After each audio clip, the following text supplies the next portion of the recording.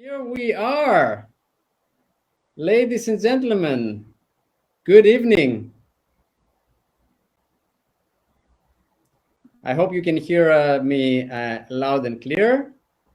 This is Andreas Batakis from the Talos team, and I'm here with you tonight, and I'm joined with Sean Humphreys.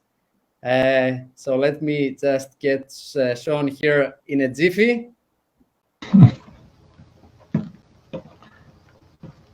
Hey, Sean. Hey, how's it going, Andres?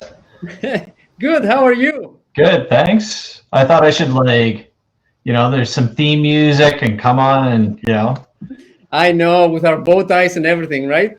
I know, coordinated outfits tonight. That's not very often you see two bow ties in the same video. That's true. That's true.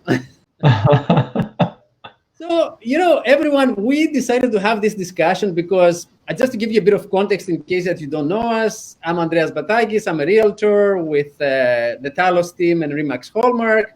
Sean Humphreys is a mortgage agent with Dominion Lending. And basically, from the moment that we wake up till the moment that we go to bed, our life and our discussions pretty much revolve around real estate, homes, purchases, and so on.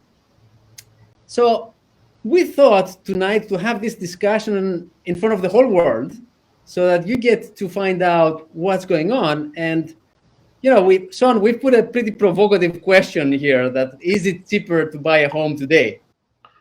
Yeah.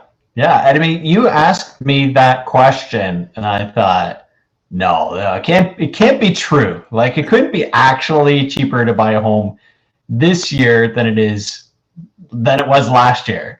And then I started thinking about, the qualification's better this year than it was last year. Our qualification rate has gone down, so the amount that people can borrow is better. So that's true. And then interest rates have dropped really sharply over the last year, like over 1%. They're cheaper than they were last year. And then, condo market has kind of taken a bit of a dip this year with a lot of people leaving the downtown core. There's not as much demand for rental properties. So it's certainly cheaper to rent a condo today, just in terms of the amount of supply.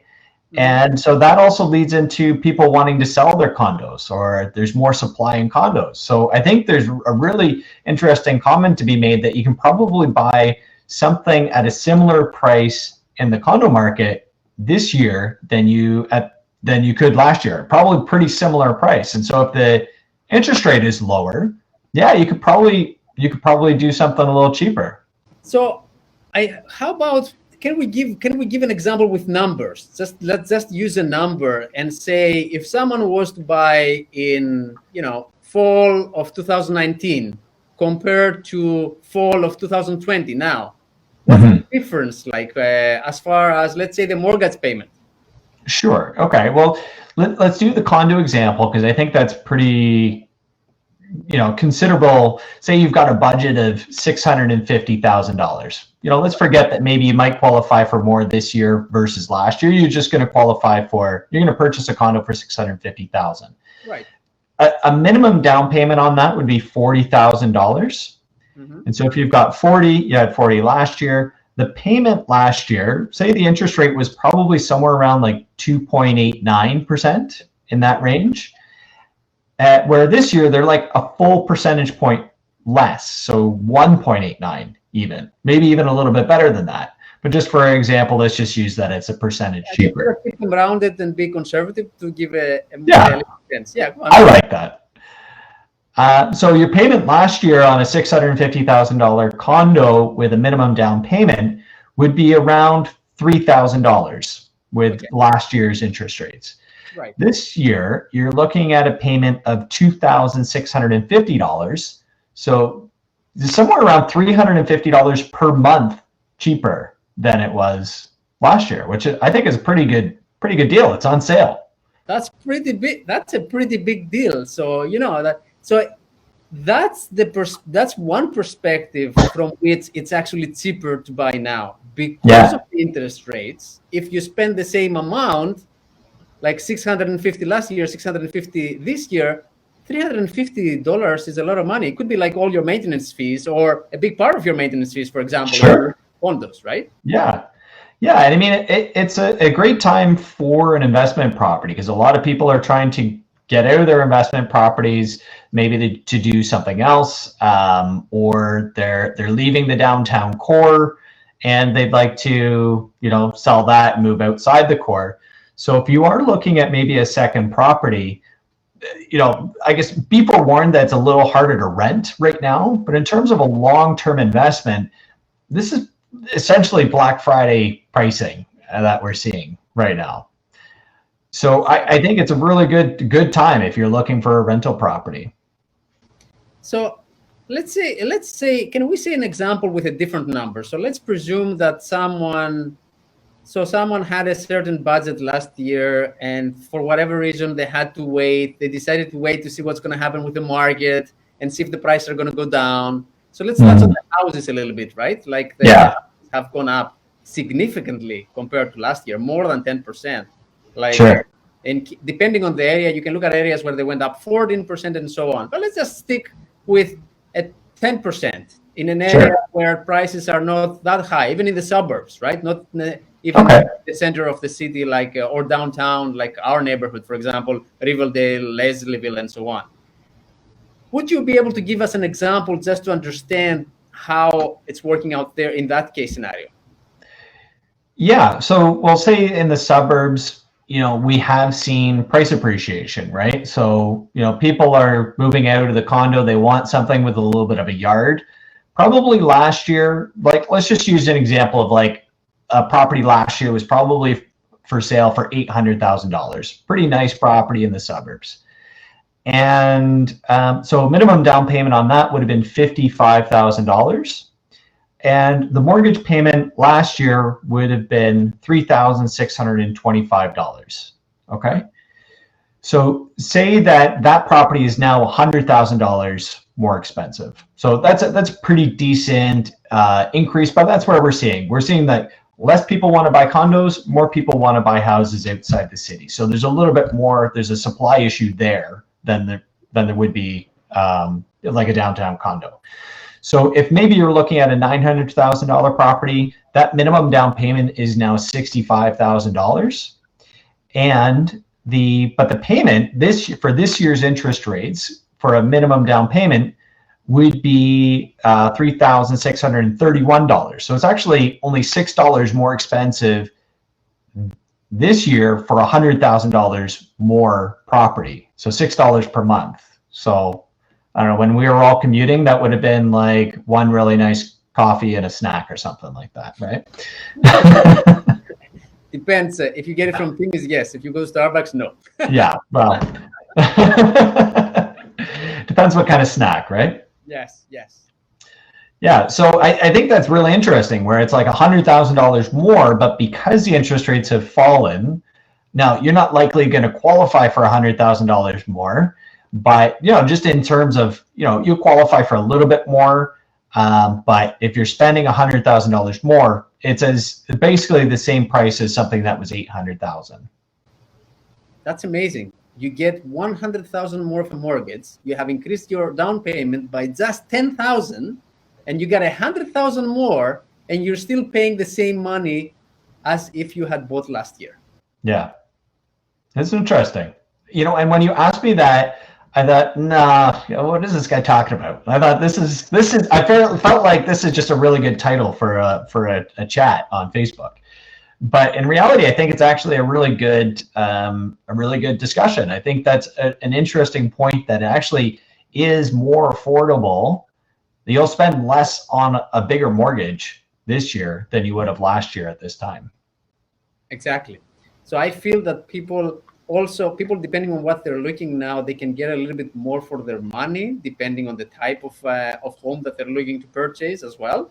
So, and if you combine that with the interest rates, it's an amazing gain. But yeah, it's awesome. And most times properties are going to appreciate in value. So if you're looking at a long-term, I don't know, how long have you been in the neighborhood now, Andreas? Like it almost doesn't matter, right? Like 5 years, 10 years, 15 years, the prices have gone up. We've gained a lot of equity in our properties because of that time, over that time. Exactly. And the thing is, this brings me back to one of the main things that I usually discuss with people. It's that doing a purchase in real estate, no matter if it's your home or if it's an investment property, it has a long-term gain aspect as well. Like under normal circumstances, you don't expect to buy something today and be able to sell it in 6 months or 12 months with a profit. Right. It makes more sense that you actually may keep that property for a number of years, minimum 3 to 5. 5 is actually the most correct more proper number. And then you definitely have some gains, which is why if you are selling now, for example, if you're sellers and you have some properties that you decided to sell, whether it's a house or whether it's especially a condo, people that are selling condos now are more concerned.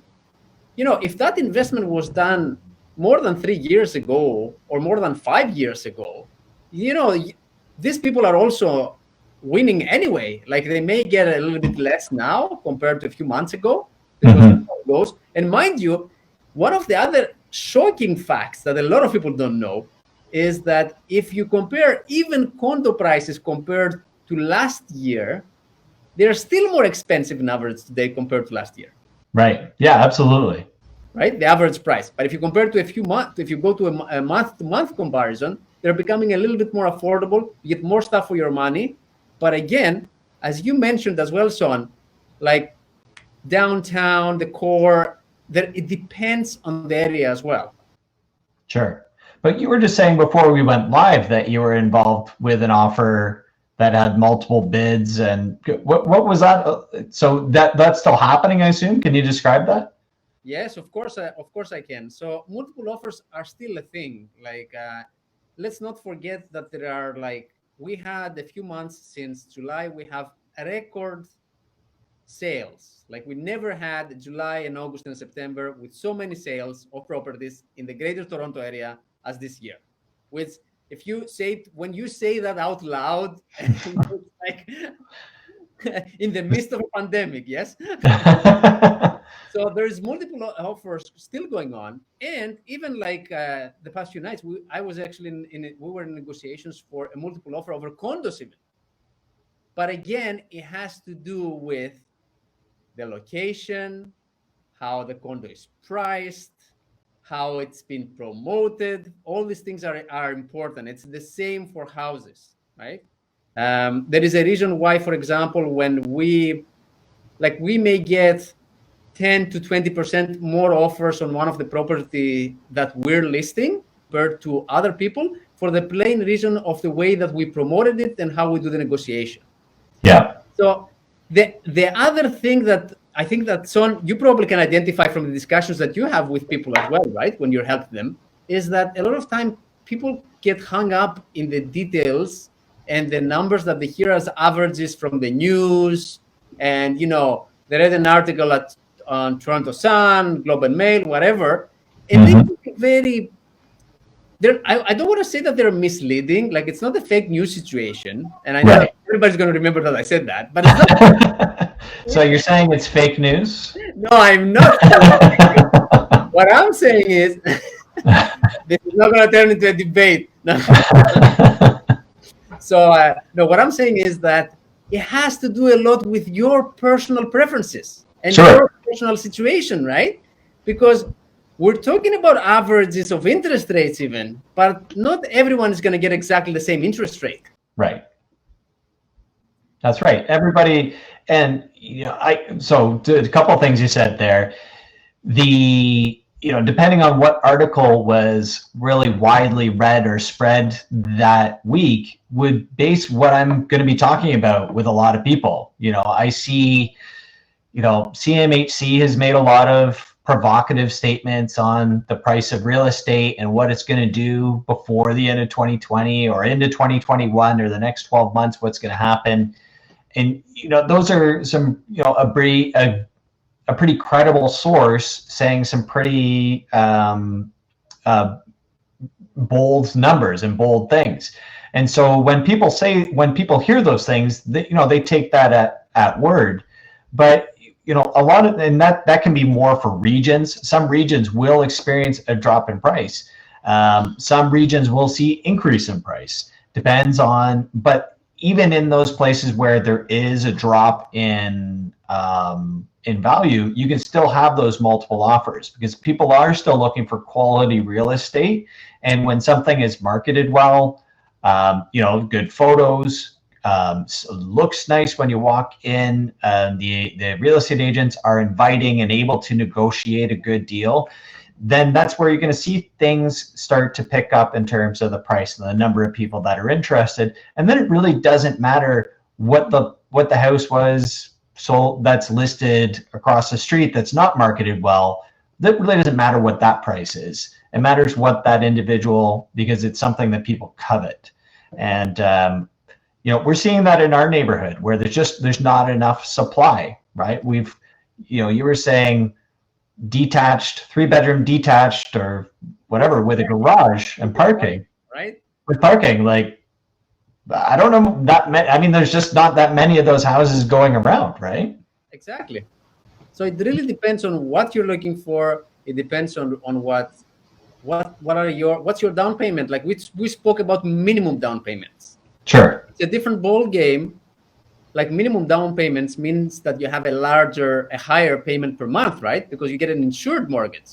Sure, yeah. More than 20%, which if you're looking at houses, for example, over 1 million, then you definitely need to have that. There's no other way, more than 20%. But it changes the way that your payments are, your personal situation, and it has to do with what you're looking for as well. So one of the things that I'm sure, I know that you give the same advice as well. One of the things that I keep saying to people that is key is don't wait last minute to talk with someone. Like talking with a realtor and talking with a mortgage advisor, when you have to talk with us, when you start thinking about purchasing, not like 1 week before you decide that you're going to make an offer. Yeah. Unfortunately, it happens, right? Oh, it happens all the time. I think there's so much information out there. I think people do a lot of their own research up front, and they have a pretty good idea of what's happening until they start talking to people that actually do this all the time, right? Like, I can learn how to, install plumbing in a house by watching some videos and reading some stuff. But if you watch an actual plumber do it, they're going to do it much faster, more efficiently, cheaper, it'll last longer. So it's the same thing with, real estate and mortgage brokering. In my personal opinion, I want to get prepared. I always say to people, like, fall in love with the payment before you fall in love with the house. Because you don't want to, like, and I can say this a million times and people still are, of course, are going to go on realtor.ca or, different websites and look at the different houses and start to dream. But until you can really get your hands on how much you can afford, then, that's just a lot of window browsing. And, talking to people about, hey, I saw this one listed for 1.3 million. Everything else in the neighborhood's 1.5. I want to make an offer. A real estate agent is going to help you to navigate that process a lot more effectively. Exactly. The thing is, that if everything in the neighborhood is listed for 1.5 and it always goes for 1.5, that house for 1.3 is probably going to go for 1.5. It's just a matter of, so. It's a big thing. And unfortunately, like, exactly, if you don't keep an eye on the market, if you don't have someone to offer you some advice and give you guidance, like, people don't know, unfortunately, when there is an offer date or not on a property. So if the moment that if you have a realtor, you'd know, because you'll pick up the phone, you'll send an SMS, something on Messenger, and you'll say, hey, Andreas, I'm looking at this. Does it have an offer date? And people will say, but what is an offer date? Well, if it has an offer date, it means that they accept offers on a certain date, which is usually like within 7 days, 10 days, 5 days, depending on the case. And that means that they have put what I call a price that it's more of a carrot. The carrot, remember those old cartoons when there was a carrot or someone chasing around the... So it's not the real price. It's a price that is meant to attract people so that they can create a bidding war. Yeah, marketing price. It's a marketing price. It happens a lot in our neighborhood, but there are always going to be some homes that they're going to be on the market, and they don't have that marketing price, because they're in a certain position or because they decided to use a different strategy. And it's the actual real price that they are looking for. And there is no offer date. You can go and present an offer at any point in time. So it's the wide public, as buyers, you can't see these things unless you're talking with a realtor. So right. that's very unfortunate. And also, you can't really know, Sean, what you can afford unless you have spoken with a mortgage advisor like yourself. Because Absolutely. people go online to this mortgage calculators. Oh, find out what you can qualify in like 5 seconds. But yeah, takes me a little bit longer than 5 seconds to figure out how much somebody can qualify for. Yeah, I know. Where do you see? I mean, our neighborhood, Riverdale, Leslieville, East Side. Where do you see prices and inventory going right now? Like, what's your read on the market for the kind of the near future? So there have been more houses sold this year, probably percentage wise, than ever before, right? So quite a few houses have been sold, but still the inventory is not matching the demand. It's as simple as that. Yeah. You don't have enough homes for sale to match the buyers that are out there. That's the reality of it. I don't see it changing. A lot of people thought that it may change because of the mortgage deferrals program, for example. They thought, people have put off their mortgage deferrals until September. When September hits and that program goes away from the banks, people are going to start selling all over the place. Now, that was, sorry to burst the bubble or do some myth busting, but in reality, all those people went back to paying the mortgages as normal. Yeah. And there is a very small percentage of people that have issues, especially in our hood, but even beyond our hood overall. Yeah. So I think that the supply is still going to be an issue. It's a thing that is challenging the market. Unlike the condos, where we have a lot of product now, there's a lot of product on condos, but there isn't that much product, for example, with condo townhouses or row houses, right? That's what we call the missing middle. We've been shouting it from the rooftops as realtors for years. What are you going to do? We're talking to the city planners and so on. What are you going to do? When they come to our conferences and we're saying that we're missing this. We can't have like only the condo option and then the house option. There has to be that we have to fill that missing middle as well. So it's an interesting thing. I see that the prices are still they're gonna continue to go up, and I don't see the supply rising to match the demand. So I don't foresee a balanced market in our area, especially as far as houses are concerned, detached or semis and so on. Which makes it very, very important to have the proper advice and real-time information when you're making a decision or an offer or anything of the matter. Me and Sean want for all of the people to have one thing: be home happy, not home poor. Yeah. It means you balance everything and you say, look, I've purchased the home with the budget that I had. Maybe I went a little bit over the budget because I really liked the home, but at the end of the day, I didn't break the bank and I didn't get to a point where I have to stay home and I can't do anything outside the home because I'm going to manage the mortgage payment. Yeah, gonna eat soup every day until I get a raise or something. And we're going. And did the qualification criteria relax a little bit compared to last year, so that you can qualify for a little bit more? Yeah. So in terms of like how much it so we last year we were qualifying people at 5.34%. So we had to pretend that they could make a payment at 5.34%. Now we're doing it at 4.79%. So it is a little bit, what is that? 55 basis points difference versus like a whole percentage cheaper for the mortgage. for the mortgage payment. So it is a little bit better, but it's not a wildly large difference. You're not really going to qualify for a ton more than you did last year. How is it? It's a bit different from, you know what? We're gonna leave this as a cliffhanger. Investment properties are a different animal altogether, because the criteria actually change the way that the lenders, the institutions, are looking at us as buyers when we're buying something for investment and not as an end user. They have some different criteria to give us the mortgage, right? It's there's different rules for investment properties. The interest rates are going to be a little higher for a rental than they would be for a principal residence. Some of the lenders changed what the sources of, one lender changed that they wouldn't accept a line of credit to go towards the down payment, that you couldn't use your home's line of credit as the down payment.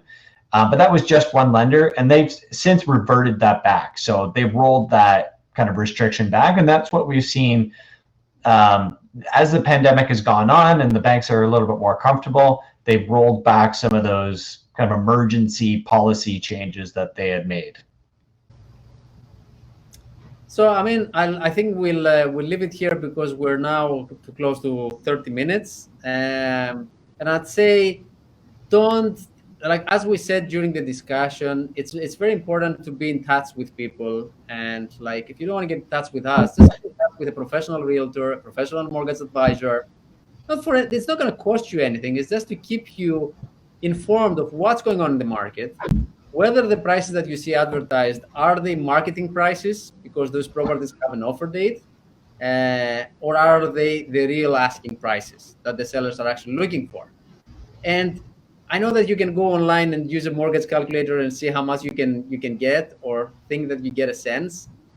Sense is one thing. Yes, you get an indication, but it's not the same thing that Sean is going to do, or we're going to do together, and we're going to work out and say, hey, this property, it's not just the purchase price. There is property taxes that you have to pay every year.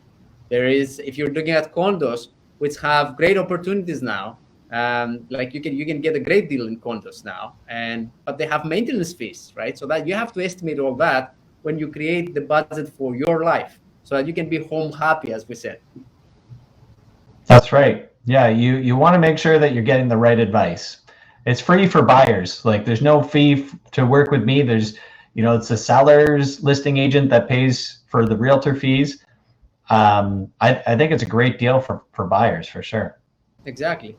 And and sellers are not on the loose here. Again, we said if you make an investment and you hold on that property for a number of years, it's very hard to lose. You can't lose. And we have to remember also as well, I know that we're all wearing now consciously or subconsciously a pandemic hat, that the pandemic is not going to be around forever. Right? It's like we live in this bubble now of the pandemic, with all the restrictions and the way that things have changed. But this is not going to last forever. It's going to change, hopefully sooner rather than later. So, yeah, that's it. If you want to reach out to us, you know what? Don't worry. If you have any questions at all, even if you watch this video, this discussion at a later point in time, because it happens. I often look at videos and Facebook Lives way after they were actually done. Feel free to send us a message. You can send the message directly to me, directly to Sean. You have our details, or you can send it in. You can put it here in Messenger as a comment, and we'll make sure that we get you the answers that you're looking for. Sounds great. Thanks for having me, Andreas. It was a pleasure chatting with you, and looking forward to the next one. Yes, me too. Yeah, we need to talk more about investment properties next time. That's right. Talk to you then. Have a good night.